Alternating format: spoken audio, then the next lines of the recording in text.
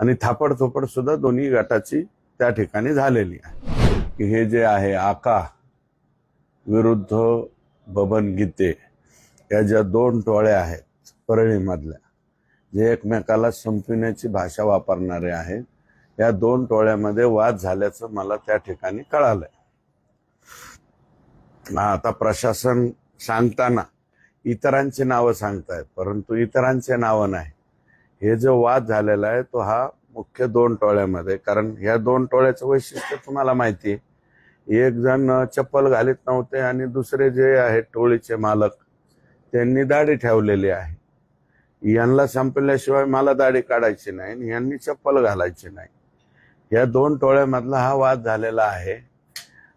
ते काही मारामारी फार मोठी झालेली नाही, थापडथोपडीची झाली। नंतर काहीतरी कर्मचारी वगैरे गेले आणि पण धावाधावी मात्र सगळ्यांचीच एकमेकावरती झालती आणि थापडथोपड सुद्धा दोन्ही गटाची त्या ठिकाणी झालेली।